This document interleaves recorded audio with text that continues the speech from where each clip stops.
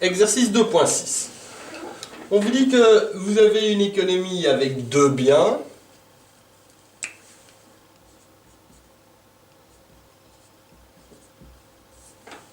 Vous avez un nombre de consommateurs grand H.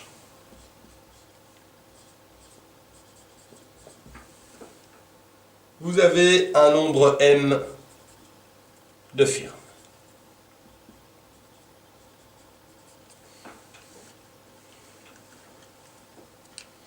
Alors on dit que chaque consommateur H a des dotations initiales de 2 unités de bien 1. Donc chaque consommateur H a des dotations initiales oméga H. Et H, c'est le consommateur 1, le consommateur 2 jusqu'au consommateur grand H. Vous avez la dotation initiale pour le consommateur H. Il est doté en bien 1 et il est doté en bien 2. On vous dit que la dotation initiale du consommateur H en bien 1 est égale à 2 et la dotation initiale du consommateur 2 du consommateur H en bien 2 est nulle. On vous donne aussi les préférences de chaque consommateur H qui sont représentées par la fonction d'utilité U du consommateur H qui est égale à la quantité de bien 1 consommée par le consommateur H fois la quantité de bien 2 consommée par le consommateur H. Et finalement, on vous dit que chaque consommateur H a une part dans chaque firme J. Donc vous avez chaque consommateur H a une part θ. Donc chaque consommateur H a une part θ dans la firme J.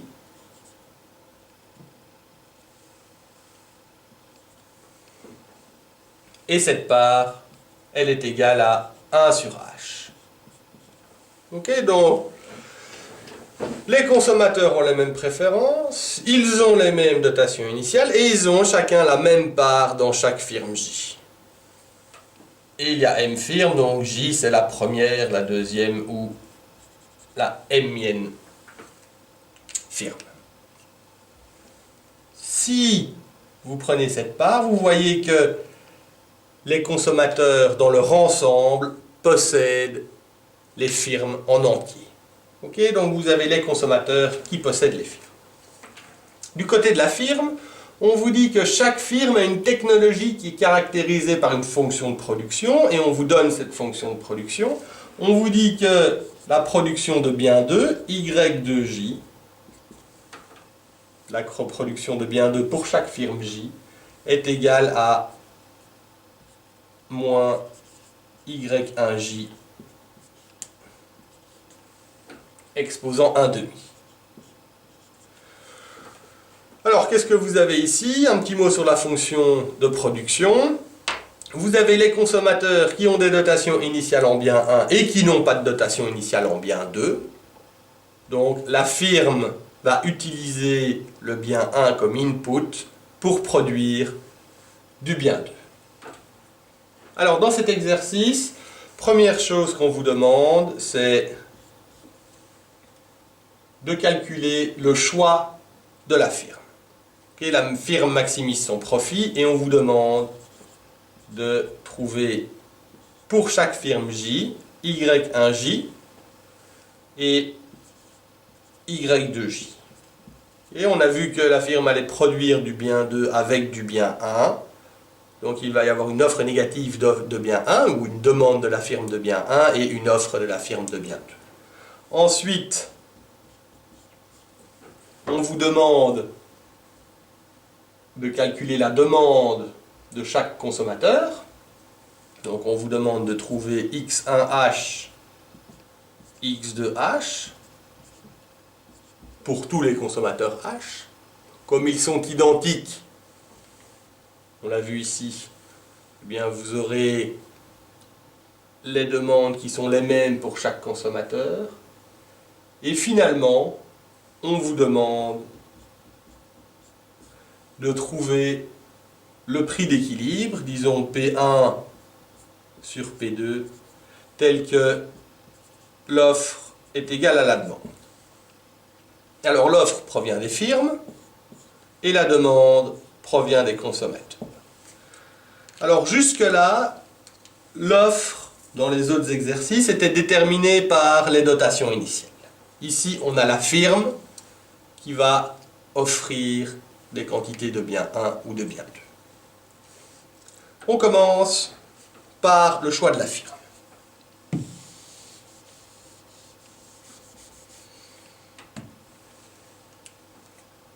Alors, la firme J, elle maximise son profit. Donc une firme maximise son profit, c'est ça son problème. Et son profit, il est égal à quoi? Eh bien, il est égal à la quantité de bien 1 que la firme J offre, fois le prix du bien 1, plus la quantité qu'elle offre et qu'elle vend, fois le prix du bien 2. Donc ici, typiquement, on aura dans notre problème le chiffre d'affaires de la firme. Elle produit du bien 2 qu'elle vend au prix P2. C'est son chiffre d'affaires. Ici, elle va utiliser du bien 1 pour produire ce bien 2. Donc, la quantité qu'elle utilise de bien 1 fois le prix du bien 1, ce seront ses coûts. Donc, la firme choisit la quantité de bien 1 et de bien 2 qui maximise son profit compte tenu de sa fonction de production.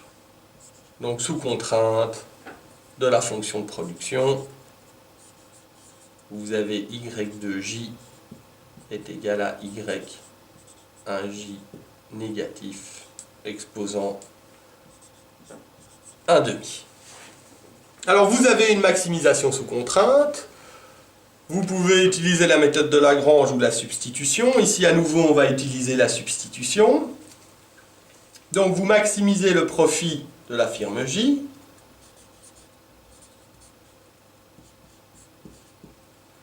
Qui est égal à P1 Y1J plus P2 Y2J. Mais Y2J, vous pouvez l'écrire comme une fonction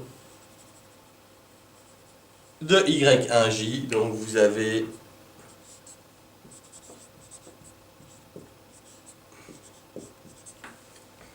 le profit qui s'écrit comme une fonction de la quantité de bien 1 que l'entreprise ou la firme va utiliser pour produire le bien 2. Donc vous choisissez la quantité optimale d'input, Y1J, qui maximise le profit. Vous dérivez vos conditions de premier ordre. La dérivée du profit de la firme J par rapport à la quantité de bien 1 qu'elle utilise doit être nulle.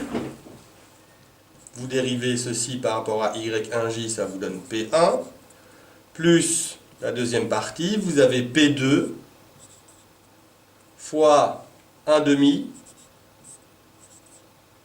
moins Y1J exposant moins 1/2, et vous avez un signe négatif fois moins 1. Donc cela doit être égal à 0.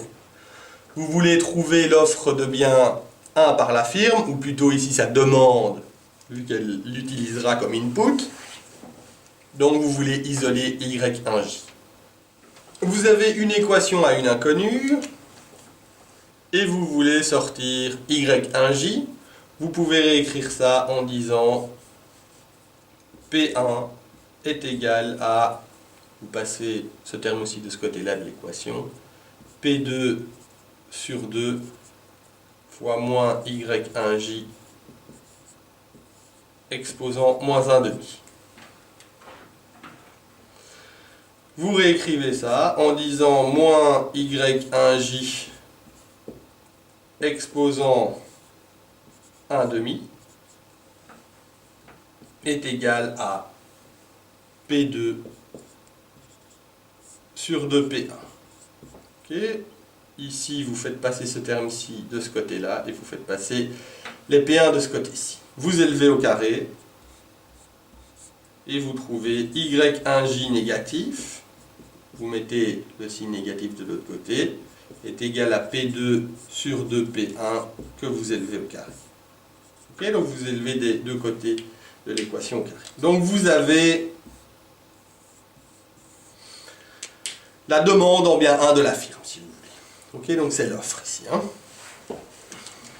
Alors, une fois que vous avez la quantité d'input de la firme, avec la fonction de production, vous allez trouver la quantité d'output. Vous avez la fonction de production ici, donc vous avez y de j est égal à moins y1j exposant 1 demi. y1j, vous avez son expression ici. Donc vous avez moins y1j, c'est P2 sur 2P1 au carré. Donc vous avez moins y1j exposant 1 demi, ce qui vous donne ceci. Vous pouvez éliminer les exposants. Vous aviez un moins ici. Les deux signes moins s'annulent. Et donc vous avez y de j est égal à P2 sur 2P1. Et vous avez trouvé l'offre de la firme. Alors, vous pouvez aussi calculer le profit de chaque firme. Alors, le profit de la firme, c'est PJ. Il est là. P1 fois Y1J. Vous avez Y1J ici. Donc, vous avez négatif Y1J, c'est P2 sur 2P1 au carré, fois P1, ça ce sont les coûts, plus P2 fois Y de J que vous avez ici,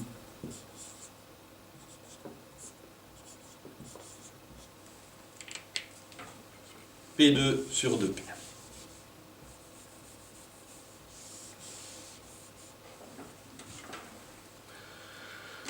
Alors,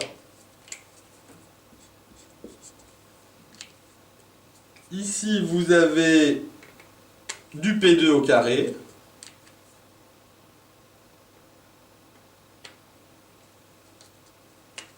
ici vous avez du P2 au carré fois P1, donc vous gardez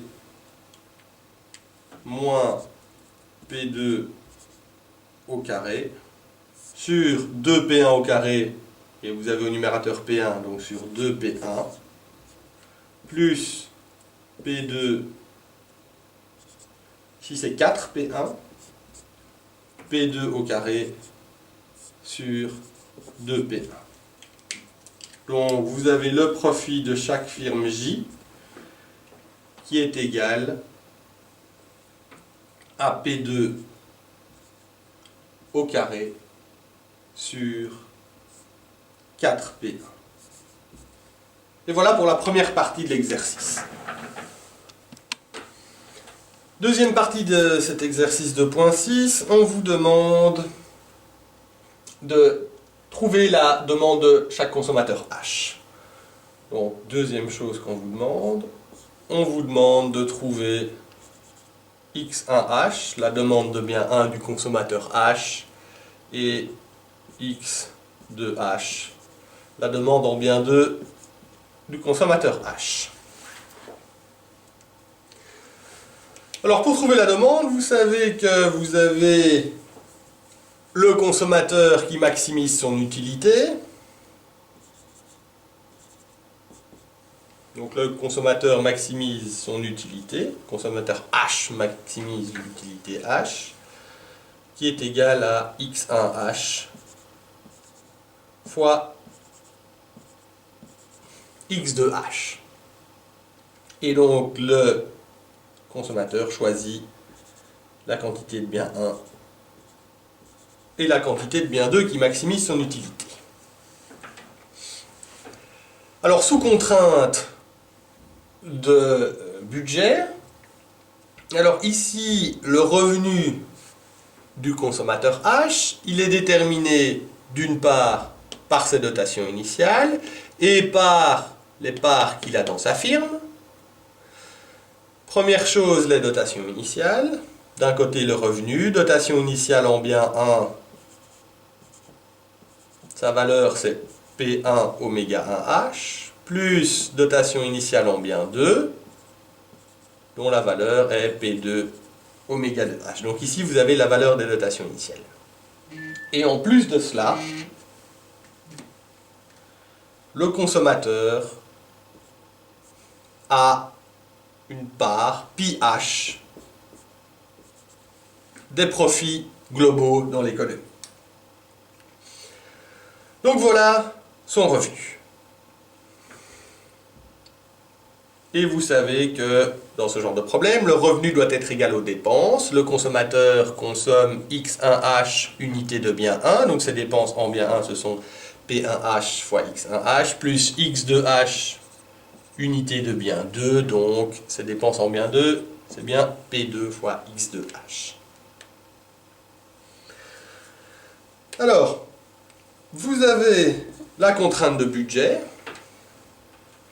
vous avez l'utilité, donc vous avez une maximisation de sous contrainte. Vous pouvez de nouveau utiliser la méthode de Lagrange ou la substitution. Ici, on va utiliser la substitution. Vous pouvez écrire x2 comme une fonction de x1. Vous avez la consommation de bien 2 qui est égale au revenu pi h oméga 1h fois P1h plus P2 fois oméga 2h, ça c'est le revenu du consommateur, moins ses dépenses en bien 1 sur le prix du bien 2. Donc le consommateur maximise son utilité UH qui est égale à x1h fois x2h. x2h, ici vous l'avez écrit comme une fonction de x1h. Donc vous avez pi h plus P1 oméga 1h plus P2 oméga 2h moins P1 x1h sur P2.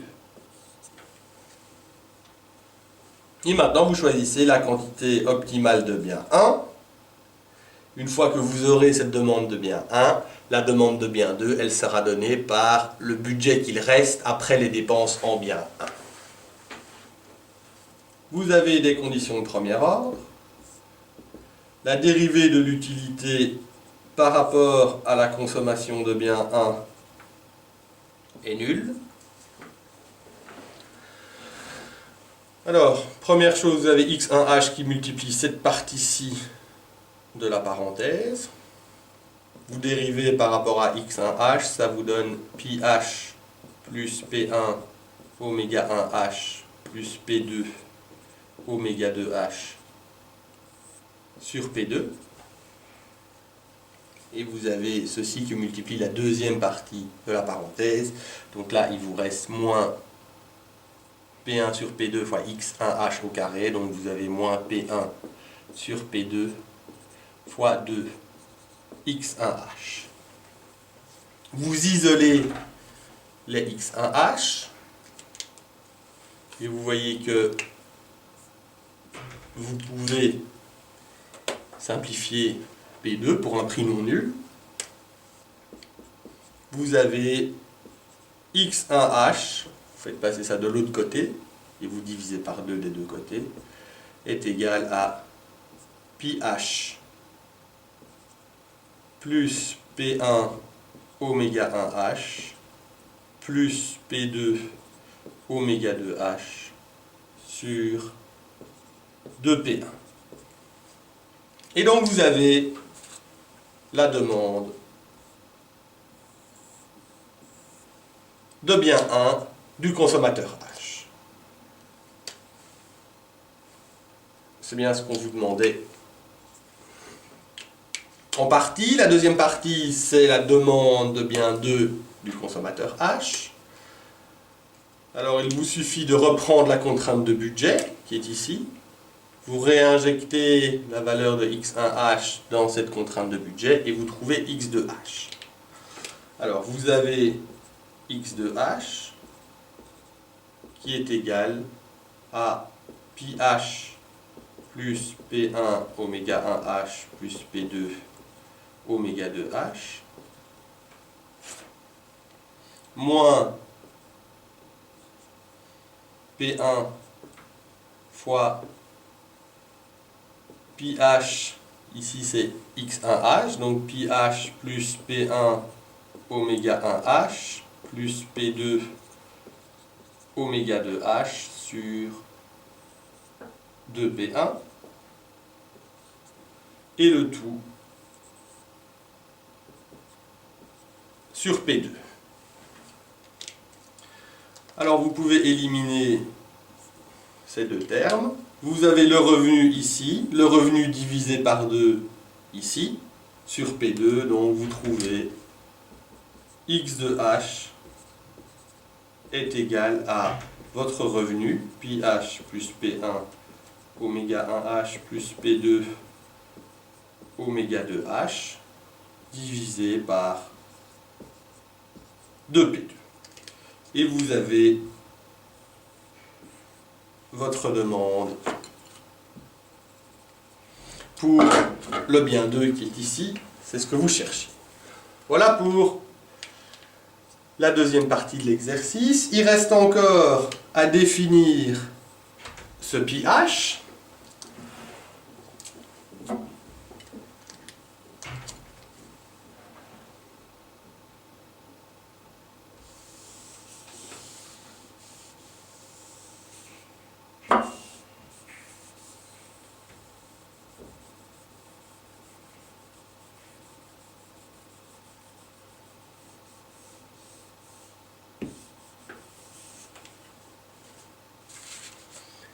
Et une fois que vous aurez défini ce pi h, vous pourrez remplacer oméga 1h et oméga 2h par leur valeur pour trouver l'expression de la demande après avoir remplacé.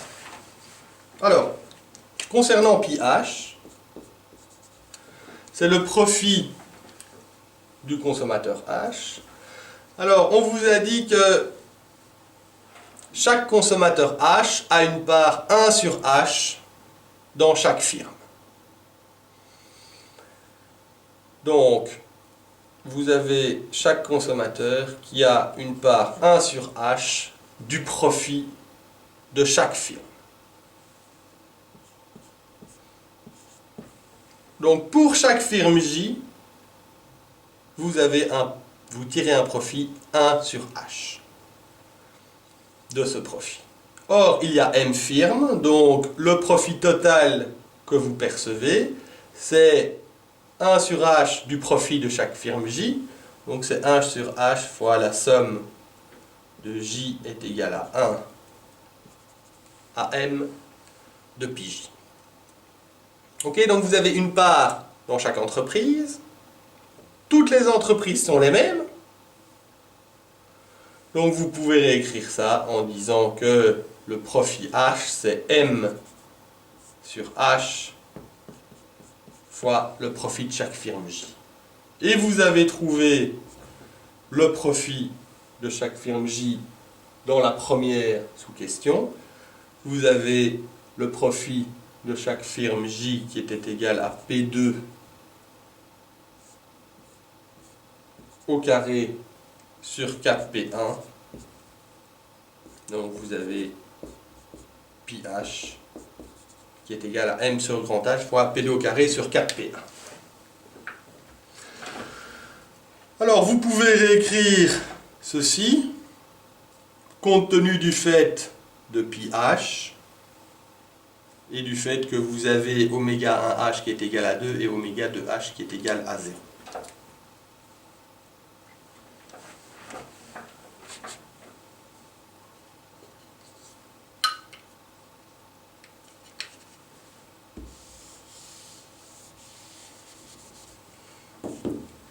vous avez donc x1h qui est égal à pi h, c'est-à-dire m sur h fois P2 au carré sur 4P1, plus P1 oméga 1H, oméga 1H est égal à 2, donc plus 2P1, plus P2 oméga 2H, oméga 2H est nul, donc ça fait 0, le tout sur 2P1. Cela pour tout H, donc pour tous les consommateurs. Et de manière similaire, pour le bien 2, vous avez pi h, m sur h fois P2 au carré sur 4P1, plus P1 oméga 1H, c'est-à-dire 2P1, plus P2 oméga 2H, c'est-à-dire 0, sur 2P2. Pour tout H, pour tous les consommateurs. Et donc voilà, vous avez trouvé la demande de bien 1 et la demande de bien 2. Voilà pour la deuxième partie de l'exercice. Troisième chose,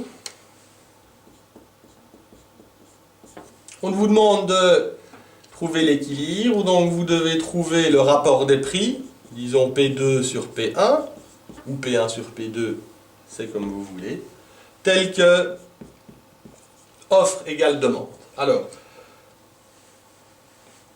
si vous prenez ça pour le bien 2, vous devez le faire que pour un des biens.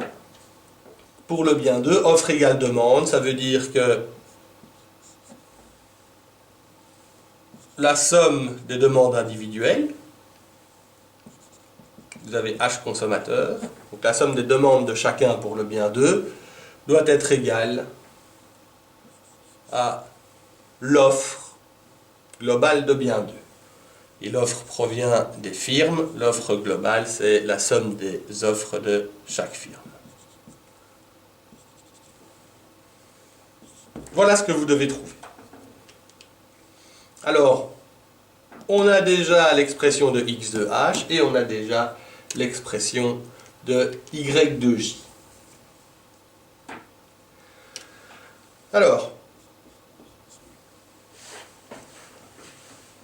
ceci, la somme des demandes, étant donné que tous les consommateurs sont identiques, ça vous donne grand H x de h. Et de manière similaire pour l'offre, comme toutes les firmes sont identiques, vous avez m y de j.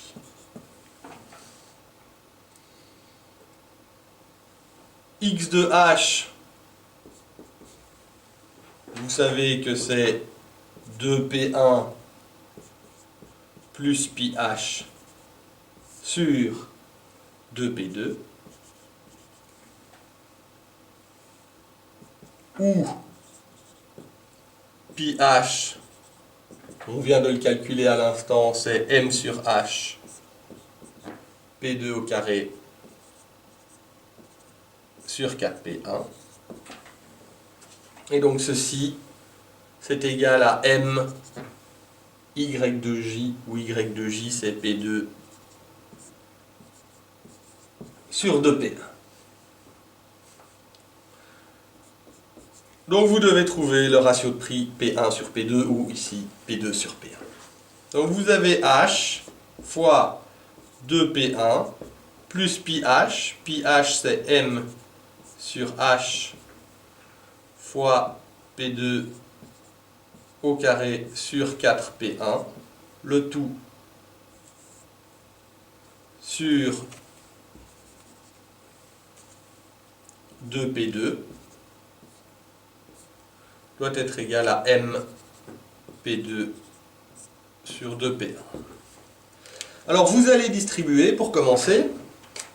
Donc vous avez H 2P1 sur 2P2 plus H sur 2P2 fois ceci. Ça vous donne M fois P2 au carré sur 8P1 fois P2 est égal à M P2 sur 2P1. Alors vous pouvez déjà simplifier ceci avec ceci, les deux.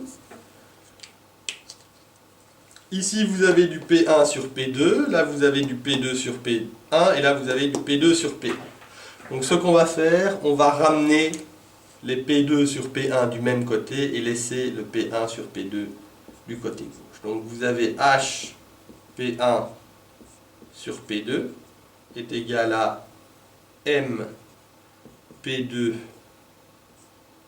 sur 2P1 moins M sur 8 fois P2 sur P1. Alors ici, ça vous donne 4M sur 8 moins M sur 8, ça vous donne 3M sur 8 fois P2 sur P1, et ici vous avez H fois P1 sur P2. De là, vous multipliez ici par P2 sur P1, et vous multipliez ici par P2 sur P1. Donc vous multipliez de chaque côté de l'équation par la même chose. Ça vous donne H est égal à 3M sur 8 fois P2 au carré sur P1 au carré. Et vous pouvez réécrire ça en disant P2 au carré sur P1 au carré, c'est-à-dire P2 sur P1 au carré, est égal à 8H sur 3M. Et donc vous avez votre prix d'équilibre. Si vous faites la racine carrée de chaque côté, vous trouvez P2 sur P1 est égal à 8H sur 3M exposant 1/2. Et voilà pour l'exercice 2.6 et pour la première séance de TP.